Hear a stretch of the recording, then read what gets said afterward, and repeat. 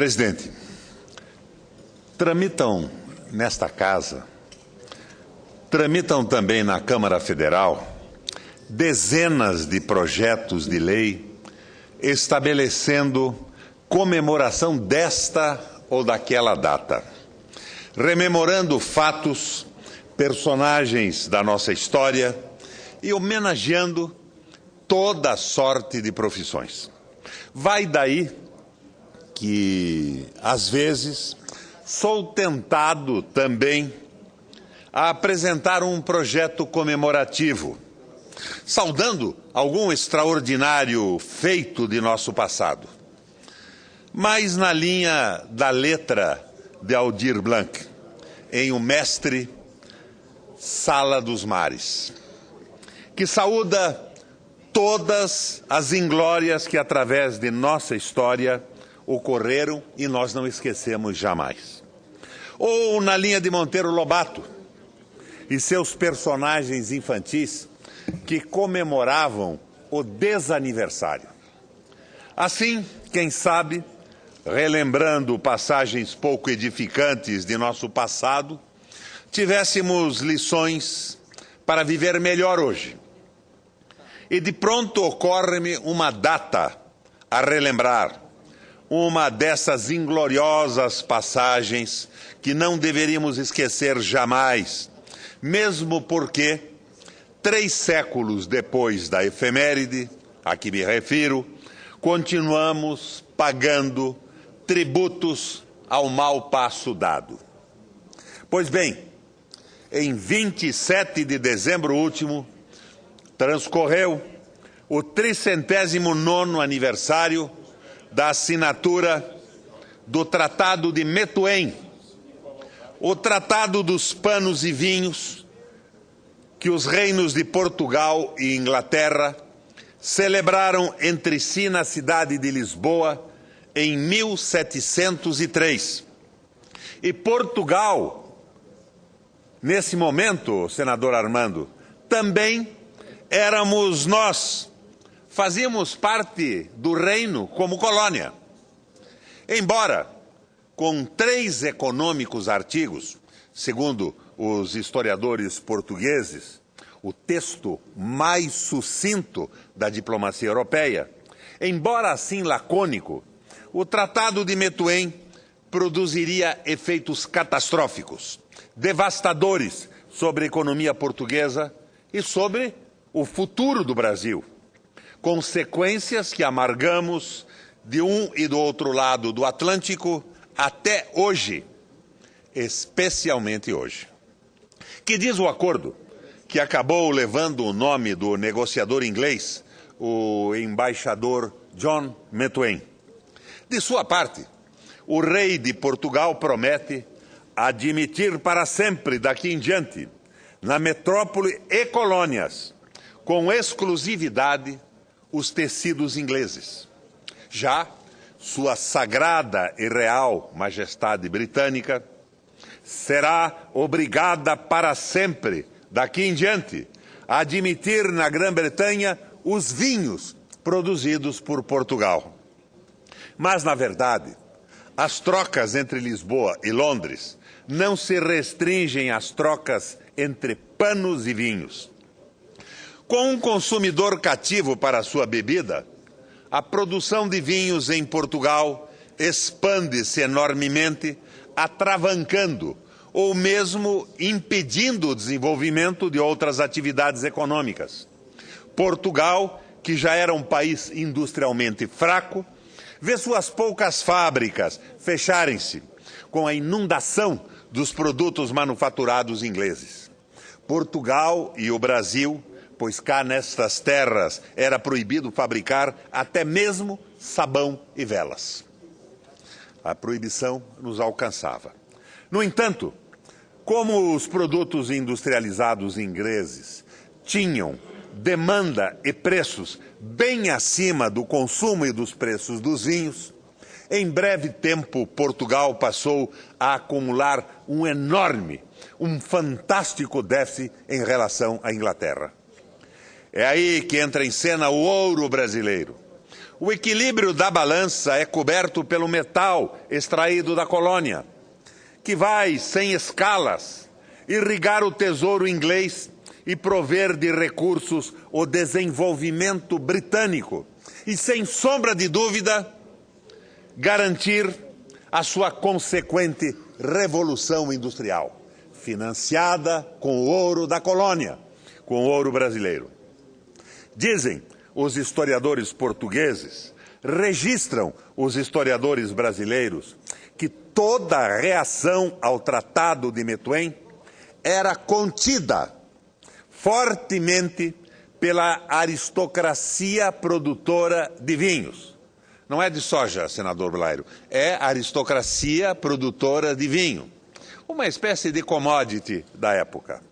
E pelos importadores portugueses. Até mesmo o poderosíssimo Marquês de Pombal, na segunda metade do século XVIII, não conseguiu ir muito longe na tentativa vã de quebrar esta resistência. Foi neste toco que amarramos o cavalo do atraso. O século inaugurado pelo Tratado de Methuen encerra-se com o esgotamento das minas brasileiras.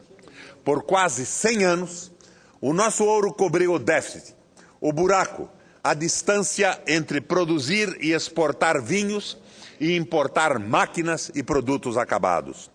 Quase um século depois do tratado, temos então, de um lado, Portugal quebrado industrialmente e pouco desenvolvido.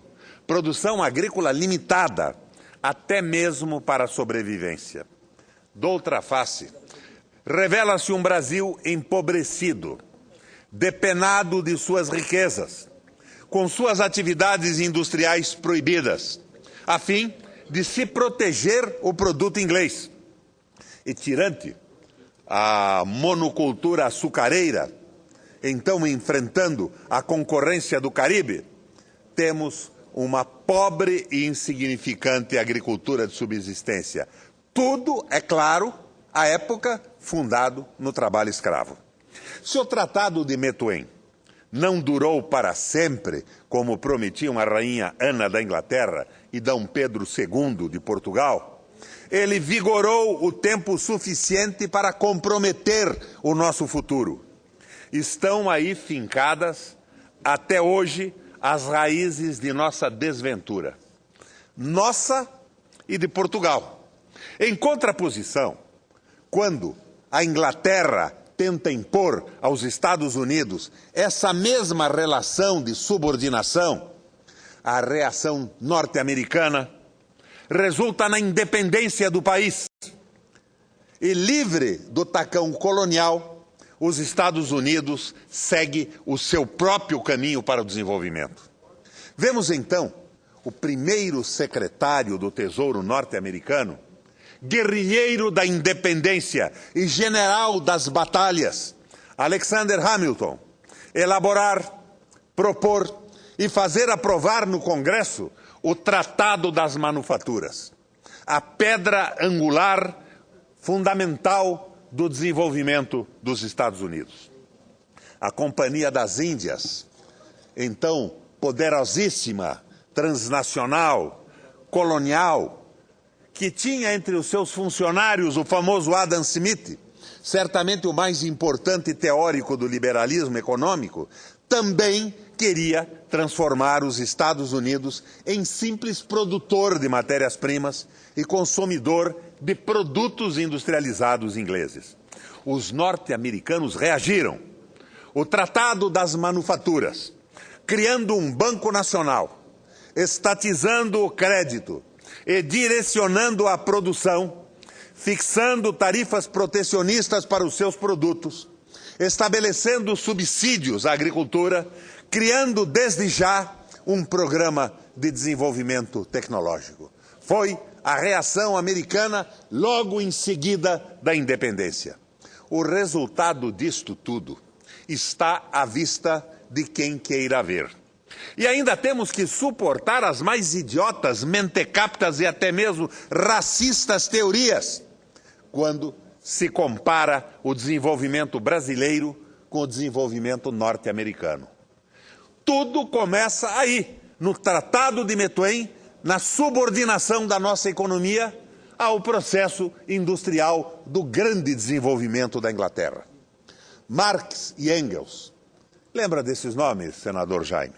Recentemente ressuscitados, depois de mais uma crise financeira global, examinam a opção norte-americana para o desenvolvimento econômico. Na primeira metade do século XIX, senador Blairo, dizia Engels, os norte-americanos preferem viajar com bilhetes expressos para chegar antes ao seu destino. E qual era esse bilhete expresso no entendimento de Engels? Qual era esse bilhete que levou os Estados Unidos ao seu destino? O Tratado das Manufaturas, de Alexander Hamilton, que de resto nada tinha de marxista. Já Marx, em uma passagem de O Capital, afirmava, abre aspas, o sistema protecionista é somente um meio para criar em um país uma grande indústria. Por isso, vemos que naqueles países em que a burguesia começa a se impor como classe, grandes esforços para implantar tarifas protetoras. E completa, o sistema protecionista foi um meio artificial de fabricar fabricantes, capitalizar os meios de produção, abreviar o trânsito do antigo ao moderno regime de produção. Tratado das Manufaturas, Tratado de Methuen. Essa distância entre o desenvolvimento norte-americano e o desenvolvimento brasileiro. Assim, para arrematar esse século perdido, o século XVIII, inauguramos o século XIX com a famosa, aqui no Brasil, abertura dos portos para os produtos industrializados ingleses. É claro. O Tratado de Methuen, por suas implicações perniciosas, deletérias, é o avô de todos os tratados bilaterais que amarram, que travam e manietam o desenvolvimento de países não industrializados ou pouco industrializados. Afinal, quem ganha com um tratado que opõe países produtores de matérias-primas, de commodities e as avançadíssimas economias industriais e seus ávidos e nunca saciados conglomerados financeiros? Com a crise econômica global, é inevitável que os países centrais busquem exportar a sua encrenca, a encrenca em que se atolaram, exportar para a periferia do mundo, para o sul do planeta. Como presidente da representação brasileira para o Parlasul, estive 2 vezes na Europa para reuniões da Eurolat, Assembleia Parlamentar que reúne o Parlamento Europeu e os parlamentos latino-americanos. E dias atrás, participei de outra reunião da Eurolat no Chile. O que pretendem os europeus? Quais os interesses, hoje, dos antigos colonizadores das Américas? Basicamente, senador Armando, 3 coisas. Que abramos as escâncaras, as portas aos seus produtos industrializados.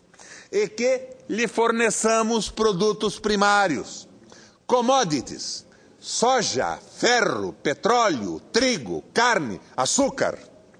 E que lhe forneçamos produtos primários, commodities, a preços módicos. Que importemos sua mão de obra desempregada e que acolhamos com toda generosidade seus investimentos, sem restrições às remessas de lucro, à importação de componentes e à maquiagem da tecnologia. Enfim, os europeus tentam nos impor uma variação mais moderna, nem tanto moderna, do Tratado de Methuen. E isso não nos serve. Não nos serviu no passado, não serve no presente e compromete ainda mais o nosso futuro. Como poderemos nos opor a esta nova tentativa de uma versão pós-moderna do famoso acordo dos panos e vinhos, senador Blairo Maggi, antes de tudo, sobretudo, com um projeto para o Brasil, um programa nacional de desenvolvimento, um claro caminho a seguir, estratégia e tática consistentes, solidificadas pela teoria e pela prática. Hoje, subsistimos dos movimentos táticos, de escaramuças, tapando os buracos do vazamento da crise econômica global, reagindo por espasmos, sem objetivos finais claramente definidos. Para onde vamos, afinal? O que pretendemos? Como e com que armas vamos lutar? Mas não estamos só no mundo. O nosso programa de desenvolvimento nacional deve integrar-se a um programa de desenvolvimento latino-americano. Sozinhos, isoladamente, não iremos muito longe. Não conseguiremos repelir o neocolonialismo ou as velhas peias que nos atam ao atraso.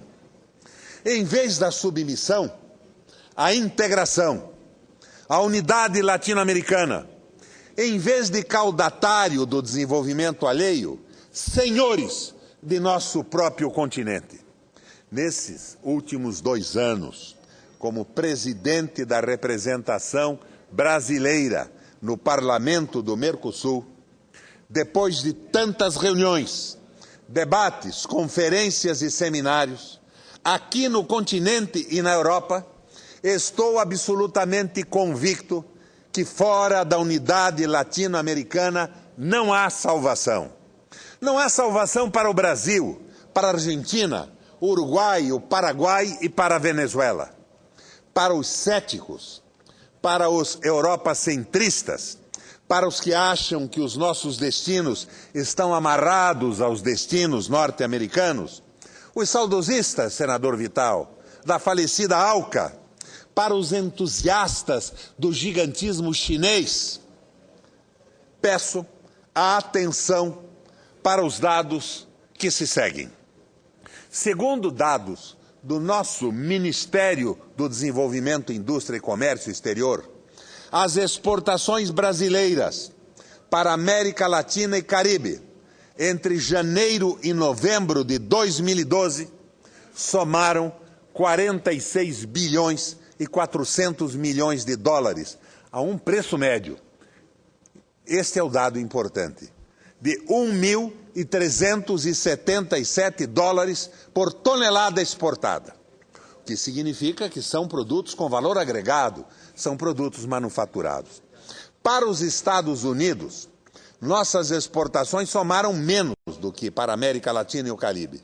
Somaram 45 bilhões e 800 milhões de dólares, a um preço médio de 987 dólares a tonelada. Para a América Latina e Caribe, 1.377 dólares por tonelada. Para a União Europeia, exportações de 45 bilhões e 260 milhões de dólares, a média de 506 dólares por tonelada. Para a China, exportações de 40 bilhões e 200.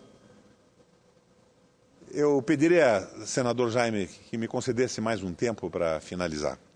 Vou comunicar a Vossa Excelência, mais 3 minutos para vocês concluir, pelo fato de termos vários oradores. Para a China, exportações de 40 bilhões e 250 milhões de dólares a apenas 211 dólares por tonelada. São as famosas commodities. 211 dólares por tonelada.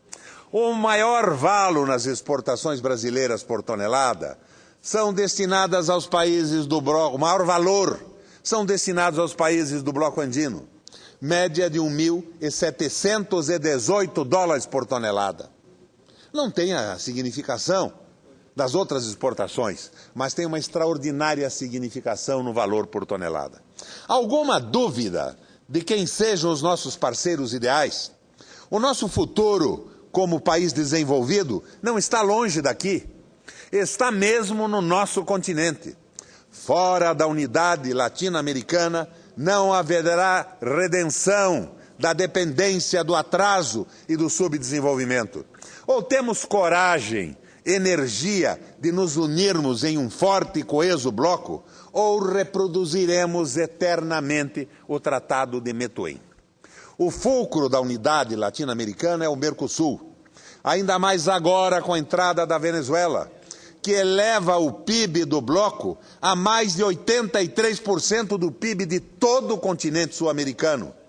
Daí que não é possível entender a oposição à entrada do país do Chaves, a não ser por um empedernido espírito colonial ou por sentimentos antinacionais e antipopulares.